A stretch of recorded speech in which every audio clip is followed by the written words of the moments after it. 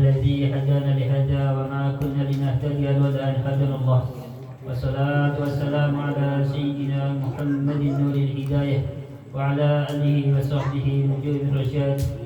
رب اشرح لي صدري ويسر لي أمري واحلل عقدة من لساني يفقهوا قولي. رضيت بالله ربا وبالإسلام دينا وبمحمد نبيا ورسولا وبالقرآن إماما وحكما. رب زدنا علما وارزقنا فهما. أما بعد فأقول حضرة المحترمين والمكرمين para alim, para sepuh semua yang saya hormati dan saya muliakan, wabil khusus kepada pimpinan Majlis Taklim Samsi Sumus bila Bapak Ustaz Madrul yang saya cintai dan saya hormati serta saya muliakan. Tak lupa kepada orang tua kami, senior kami, tokoh masyarakat setempat, Bapak RT Sanim yang saya hormati dan saya muliakan serta saya cintai. Tak lupa kepada orang tua kami, Bapak Ustaz Alhamdulillah sehadir, Bapak Subur serta Bapak Ustaz Umar, semua yang saya cintai dan saya hormati serta saya muliakan. Tak lupa rekan-rekan semuanya seikhlas senasib seperjuangan yang saya hormati dan saya muliakan rahimakumullah. Mari kita sama-sama membaca hamdalah alhamdulillahirabbil alamin sebagai ungkapan rasa syukur kita kehadirat Allah Subhanahu wa taala yang telah memberikan nikmat hidup yang begitu besar dan begitu banyak kepada kita sekalian.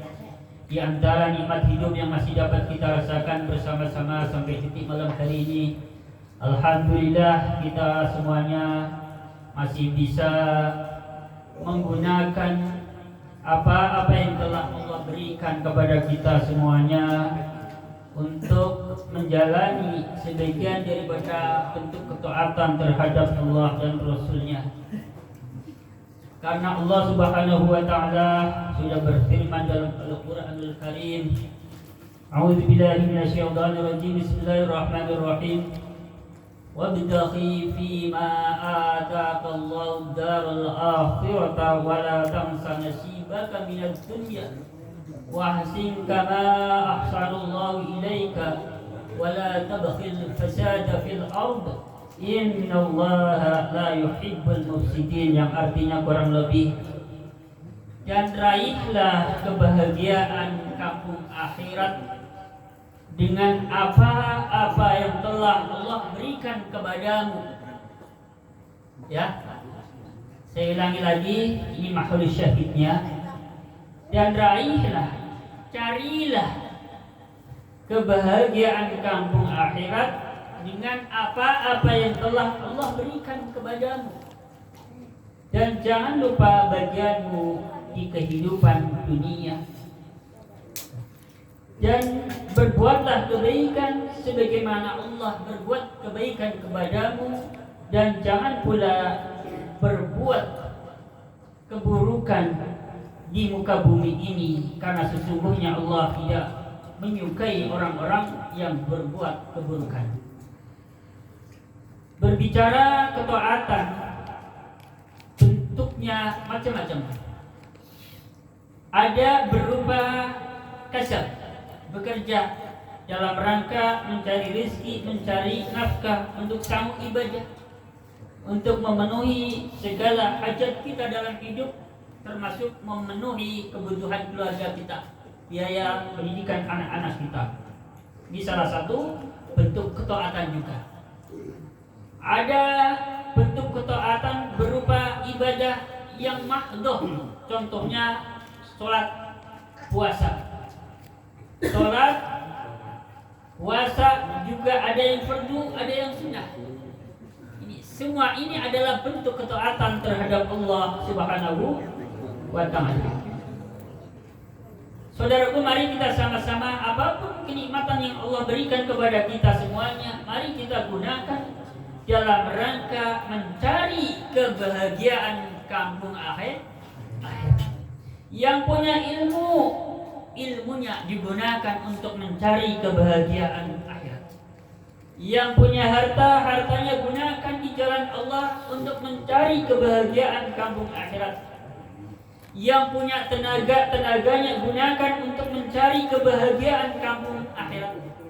Yang punya kecerdasan, ide-ide yang cemerlang, kecerdasannya digunakan untuk mencari kebahagiaan kampung akhirat. Karena sebaik-baik manusia adalah orang yang membekali dirinya di dunia ini untuk mencari kebahagiaan kampung akhirat hingga mendapatkan keridhaan Allah Subhanahu wa ta'ala. Saudaraku rahimakumullah, salawat serta salam semoga tersanjungkan atas baginda Nabi Muhammad sallallahu alaihi wasallam. Mari kita sama-sama lanjutkan pengajian kita dalam ilmu fikih, masih dalam seputar pembahasan sholat sunnah. Saya bacakan materi pembahasan terlebih dahulu di dalam kitab Fathul Qorib.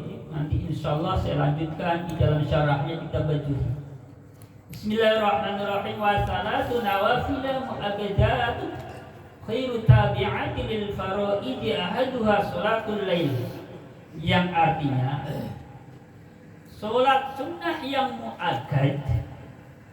Sholat sunnah yang mu'akkad artinya yang sangat-sangat dianjurkan, yang dikukuhkan, yang ditegesin, yang tidak atau yang di luar sunnah mu'akkadah yang rawatib.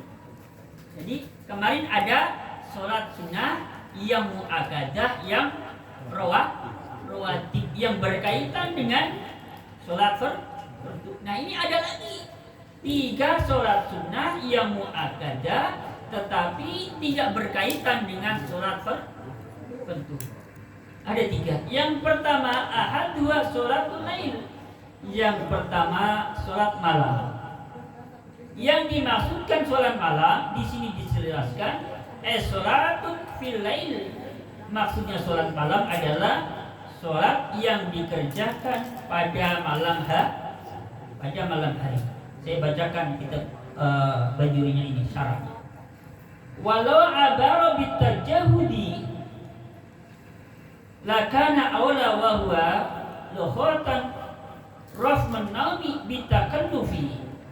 Kalau saja penyusun kitab menggunakan bahasa dengan bahasa tahajud, tadi kan pembahasan di awal kan sholat malam.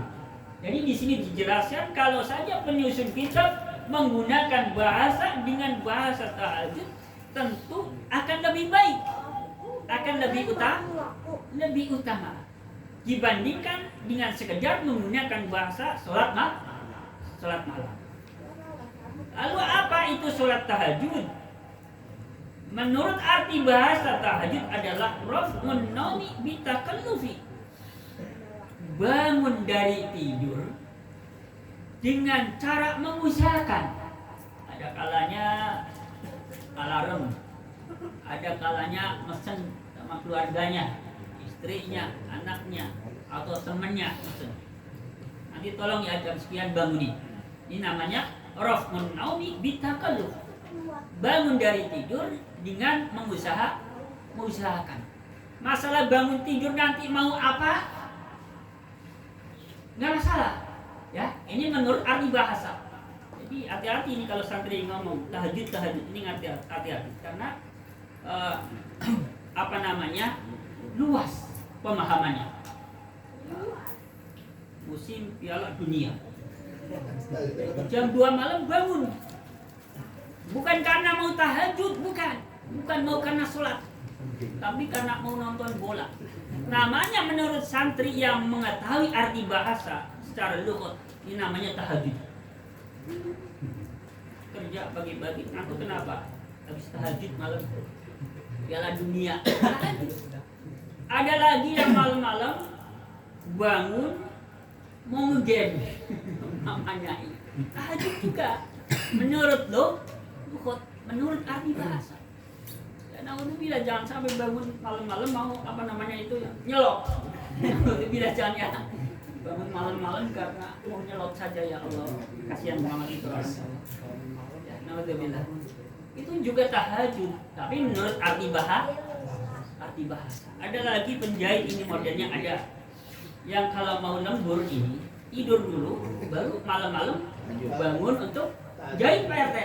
Namanya juga tahajud, tapi menurut arti bahasa.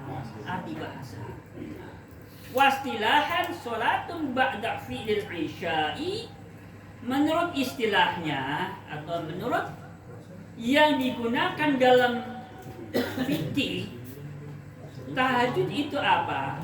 Tahajud menurut fikih adalah sholat yang dikerjakan setelah sholat isya. Itu namanya tahajud. Sholat yang dikerjakan setelah sholat isya, walau majmu'atan mal maghribi jamna taqdimin, sekalipun sholat isyanya itu dijamak dengan maghrib dengan cara jamak takdim. Seperti kemarin pembahasan kemarin bahwa sholat witir itu bisa dikerjakan setelah sholat isya, yang mana sholat isyanya itu dijamak dengan maghrib, jamaknya jamak takdim. Jadi dengan kata lain, sholat witir itu bisa dikerjakan di waktu maghrib kalau memang antara maghrib dan isyanya ini dijamak. Jadi enggak nunggu jam 11, jam 12, jam 1, terlalu berat. Ya kalau enggak dijamak kan berarti ya sholat isyanya nunggu waktu isya. Ya. Jadi ini pelanggarannya kemarin sholat witir, pelanggarannya pokoknya idahnya dikerjakan setelah sholat isya.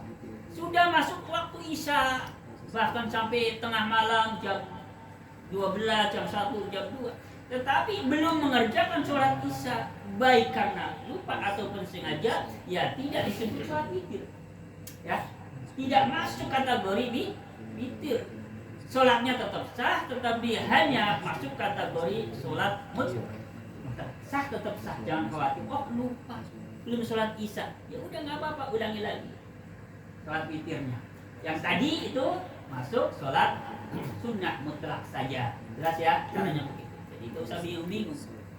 Sholat witir ternyata lupa belum sholat isya, nggak apa-apa, nggak usah bingung-bingung, itu sah. Tapi sholat witirnya kalau memang sudah terbiasa witir, ya diulang lagi sholat witir. Lanjutkan. Bismillahirrahmanirrahim. Ada tambahan lagi. Tadi kan yang namanya tahajud itu dikerjakan setelah sholat isya, walaupun sholat isyanya itu dijamak takdim dengan maghrib. Ada tambahan, wa ba'da naumin walau kana naumu qabla waqtil isya'i sawam kana tilka sholatu naflan rotiban au khairuhu. Ya. Dan ada tambahan lagi, dan dikerjakan setelah tidur. Jadi yang namanya sholat tahajud itu dikerjakan setelah sholat isya dan dikerjakan setelah tidur. Syaratnya ya harus tidur dulu, ya harus sholat isya dulu. Ini syaratnya tahajud. Kalau witir yang penting sudah sholat isya, walaupun nggak tidur dulu. Tetapi kalau tahajud, iya tidur, iya. Sekalipun tidurnya ini dilakukan sebelum masuk waktu isya. Misalkan ada orang habis maghrib tidur saking capeknya setelah sholat maghrib tidur, ya. Nah, belum sampai waktu isya atau sudah isya bangun, ya. Kemudian dilanjutkan sholat isya, boleh langsung di situ tahajud. Jadi kalau tidak dijelaskan di sini, takutnya orang nggak mau mengerjakan tahajud karena yang terbayang dalam pikirannya kalau tahajud itu mesti jam 2, mesti jam 1, mesti bangun malam, berat sekali. Apalagi orang-orang yang biasa lembur, maaf, ya, kayaknya berat banget. Akhirnya karena ya saya nggak menyalahkan karena ini nggak tahu, tapi ya kalau bilang menyalahkan, ya mestinya ustadznya sampai ke sini nih, kayak gitu. Jangan nyalain ustadznya juga, tapi ya mestinya ustadznya sampai ke sini, ya supaya orang tetap bisa melaksanakan tahajud tanpa merasa keberatan, karena yang dibayangkan bahwa tahajud itu jam 3 malam, jam 2 malam, jam 1 malam setelah tidur. Ya memang kalau bicara afdol memang iya, ya. Tetapi kalau ngejar afdol belum bisa. Kalau menurut saya ya udahlah, yang penting sudah mengerjakan. Kayak gitu dulu. Nanti kalau bisa yang afdol nggak apa-apa. Jauh lebih baik. Jelas ya tadi ya. Jadi sholat tahajud itu bisa dikerjakan setelah sholat isya dan setelah tidur, walaupun tidurnya sebelum masuk sholat isya. Contohnya tidur di waktu maghrib. Jadi dengan kata lain, sholat tahajud itu bisa dikerjakan di jam 8 malam, jam 9, jam 10 itu sudah bisa, asalkan sudah isya dan sudah tidur. Jelas ya? Ya. Jadi insya Allah dengan penjelasan ini kita semua sebenarnya bisa mengerjakan tahajud tanpa merasa kerepotan, ya, tanpa merasa kerepotan. Saya lanjutkan. Bismillahirrahmanirrahim. Bismillahirrahmanirrahim. Baik sholatnya itu berupa sholat sunnah, rawatib, ataupun sholat sunnah yang lainnya. Ya, jadi begini Pak RT. Jadi misalkan setelah sholat maghrib, ya, tidur, bangun sholat isya. Setelah sholat isya ini mengerjakan sholat sunnah ba'diyah isya. Nah, maka sholat ba'diyah isya ini karena tadi sudah tidur dan sudah isya, ini masuk kategori tahajud juga. Tapi ya besok nggak usah dicoba habis maghrib tidur ya, mentang-mentang ini juga udah tahajud Pak, ya ini udah masuk kategori tahajud, udah habis maghrib tidur aja. Jangan dicoba kayak gitu. Waktu habis maghrib itu waktu fadilah, waktu yang utama, baiknya digunakan untuk hal-hal yang positif. Jadi itu kalau lagi kecapean, ketiduran misalkan, dilanjut. Jelas ya? Tambahkan lagi. Wa minhu sunnatul isya'i wan naflu al-mutlaq wal witru. Yang termasuk di antara yang masuk kategori tahajud di sini adalah sunnah isya. Sunnah isya, asalkan tadi sudah tidur dulu, bangun tidur sholat isya, dilanjut dengan ba'diyah isya. Itu masuk kategori tahajud. Atau sholat sunnah mutlak yang lainnya lah, 2 rakaat tambah lah, ini nggak capek-capek banget, nggak ngantuk-ngantuk banget, masuk kategori tahajud. Dan juga witir, ya, witir ini masuk kategori tahajud kalau memang dikerjakan setelah tidur. Jadi apa namanya, istilah tahajud itu nggak sempit. Artinya istilah sholat tahajud itu sangat-sangat luas, mencakup sholat witir, mencakup sholat mutlak, mencakup sholat ba'diyah, mencakup sholat istikharah. Jadi ini berkaitan dengan sholat istikharah. Misalkan ada orang yang menghadapi satu permasalahan, ada beberapa pilihan, dianjurkan oleh Nabi sholat istikharah. Nah, sholat istikharah ini enggak harus nunggu malam-malam banget lah. Seperti zaman saya waktu masih bujang kan, anjuran yang kasih ini biasanya bangun malam berat banget. Tapi setelah saya tahu justru istikharah itu bisa dilakukan di setiap waktu. Jadi model saya sekarang ini istikharahnya adalah setelah ada sholat berdoa. Ya. Penjelasannya ada di dalam kitab Al-Azkar. Jadi istikharah itu bisa dilakukan kapan saja, termasuk doa-doa yang kita panjatkan setelah sholat berdoa. Ini masuk kategori istikharah. Jadi nggak usah nunggu tengah malam bangun tidur sholat 2 rakaat kemudian berdoa, nggak usah nunggu. Ya itu lebih bagus. Tapi takutnya kalau nungguin itu nggak bisa. Ya udah lakukan saja setelah habis sholat istikharah. Ya. Apa saja ketika kita menghadapi pilihan apa saja, lakukan sholat istikharah. Lanjut. Bismillahirrahmanirrahim. Jadi sholat istikharah pun termasuk apabila dilakukan di malam hari, sudah tidur dan sudah isya, ini masuk kategori tahajud. tahajud. Jadi pengertian tahajud itu luas, tidak sempit. Jelas ya? Lanjutkan. Bismillahirrahmanirrahim. Bismillahirrahmanirrahim. Wa fardun qada'un au nazrun. Termasuk adalah sholat fardu yang dikodok atau sholat fardu yang memang dinazari.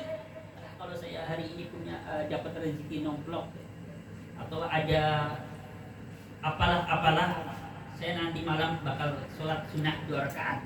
Ini masuk kategori nadar, menjadi fardu. Apabila itu dilakukan di malam hari setelah sholat isya dan sudah tidur duluan, walaupun belum malam-malam banget, jam 8, jam 9, ini ya masuk kategori tahajud. Sholat qadha tadi kok asar ketiduran, bangun-bangun sudah maghrib, ini kan harus dikodok. Kodoknya nanti malam kebetulan sudah tidur, ya sudah isya, ini juga masuk kategori tahajud. Jadi saya ulangi lagi, pengertian tahajud itu sangat luas, tidak sempit sebatas sholat malam 2 rakaat setelah tidur waktunya jam 2, jam 1, jam 3 waktu sahur, tidak. Memang itu yang utamanya, ya. Memang itu yang lebih afdalnya. Saya lanjutkan. Bismillahirrahmanirrahim. Bismillahirrahmanirrahim. Bismillahirrahmanirrahim. Wa yukrahu tarkut tahajudi liman dahu bila udrin. Wa yasannu lil mujtahidi al-qailu latu wa hiya an-namu qabla az-zawali. Dan dimakruhkan meninggalkan sholat tahajud bagi siapa? Bagi orang yang sudah membiasakan sholat tahajud. Jadi hukumnya makruh kalau memang tanpa ada udzur. Dan disunahkan bagi orang yang memiliki kebiasaan tahajud di siang harinya kailulah. Apa itu kailulah? Wa hiya an-naumu qabla zawali. Tidur di siang hari sebelum matahari tergelincir. Jadi kurang lebih setengah 12. Tapi buat kita yang orang kerja disiplin zaman waktu, jam 12 istirahatnya sampai jam 1 ya agak sedikit susah ya. Biasanya saya jam 12 itu dibagi antara buat makan sama sholat sama sedikit rebahan. Nah, kailulah ini tidak harus sampai betul-betul tidur. Walau bila naumin sekalipun tidak sampai tidur, istilahnya sekedar istirahat, bahasanya rebahan. Nah, istilahnya gelelengan. Ini hukumnya sunnah bagi orang yang malamnya akan atau punya niat, punya rencana atau bahkan punya kebiasaan mengerjakan sholat malam atau punya kebiasaan di malam harinya wiridan amal. Ini sunnah, rebahan gitu Pak. Makanya saya karena santri ya terbiasa tidur siang. Jadi kalau siang hari ini enggak tidur ya kepala puyeng banget. Maka dulu ini saya punya cerita sedikit cerita ini. Sebelum saya ke Jakarta takut, yang saya takutkan 2 hal. Pertama, enggak nemu tukang urut karena saya doyan urut. Yang namanya santri itu hampir tiap malam, Kang, yuk urut gantian. Bahasanya kayak gitu, gantian. Ya, gantian. Jadi siapa dulu nanti gantian. Ini saya tipe orang yang doyan urut sampai sekarang. Nah, itu yang pertama. Yang kedua yang saya takutkan, nanti nggak bisa tidur siang karena saya kerja di tempat orang. Itu 2 yang ingin saya takutkan.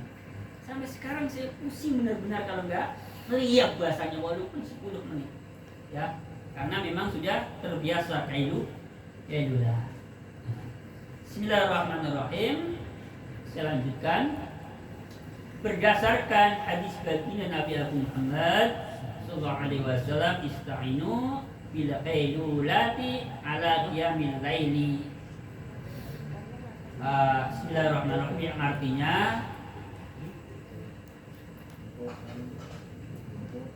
ambillah atau mintalah bantuan dengan cara kailulah di siang hari supaya bisa mengerjakan sholat malam.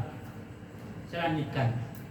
Wa yukrahu qiyamul lail yadurru amma qiyamul laili la yadurru. Jadi qiyamul lail ya, malam-malam wiridan panjang-panjang, surat malam panjang-panjang, ini dihukumi makruh apabila mendatangkan suatu kemudaratan. Kan badannya, fisiknya lemah. Ya, ternyata malam namanya ibadahnya agak panjang, ternyata ngedrop misalkan. Ini kan mendatangkan kemudaratan yang hubungannya dengan fisik. Ini hukumnya makruh. Maka ini yang saya praktekkan, akhirnya kebablasan beberapa kali ya, sholat tahajud di waktu sahur, kok kebablasan gak subuhan. Wah, kalau kayak gini ya masalah ini. Ini namanya qiyamul lail yadur. Bangun malam tetapi mendatangkan kemudaratan. Bangun malamnya ini sunnah, tetapi fardunya sholat subuh kebablasan. Ini namanya qiyamul lail yang mendatangkan kemudaratan, hukumnya makruh. Ya. Maka mensiasatinya ya buat kita-kita yang jam kerjanya panjang, bukan di siang hari saja, ada tambahan malam hari, yang mensiasatinya begitu. Setelah sholat isya, kita mengerjakan sholat sunnah apa yang kita mampu. Kayak gitu. Melihat sebentar, ya, seperempat jam, setengah jam, pokoknya yang penting sudah masuk kategori tidur, lalu bangun. Ternyata jam 10 udah bangun, sholat 2 rakaat tahajud. Ya, jadi nggak usah nunggu jam 2, jam 3, terlalu repot. Takutnya malah nggak ngerjain sekalian. Masalahnya begitu, ya. Bismillahirrahmanirrahim. Jadi saya prinsipnya mengerjakan sesuatu ambil yang ringan dulu lah, ya.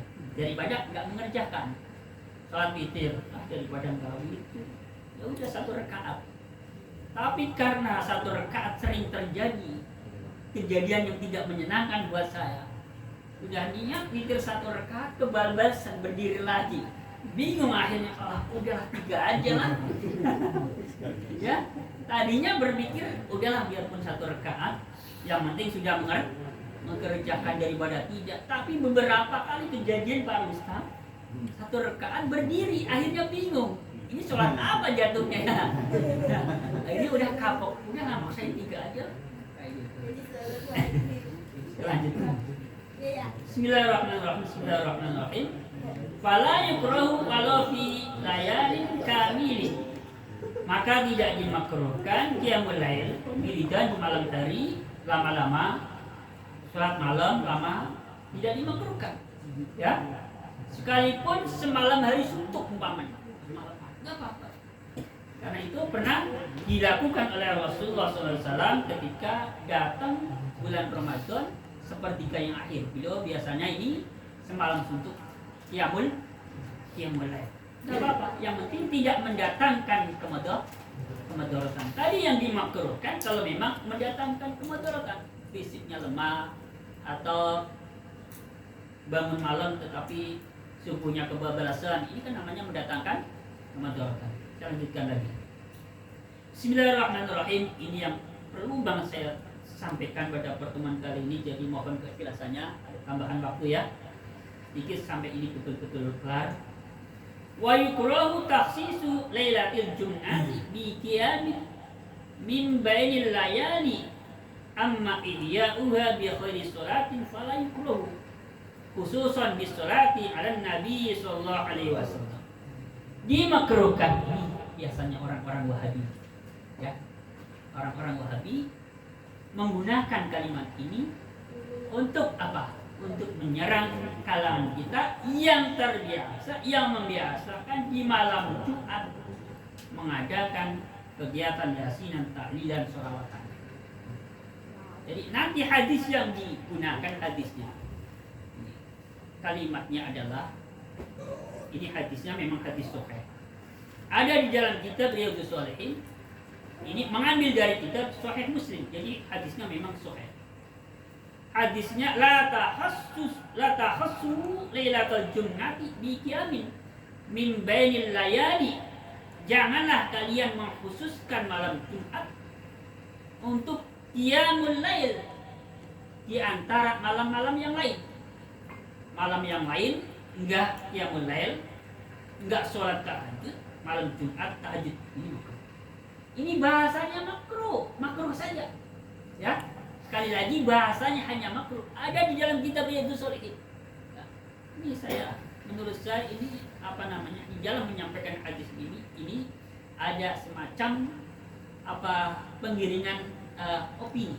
Jadi arahnya seperti melarang, membid'ahkan segala macam bentuk kegiatan di malam Jumat.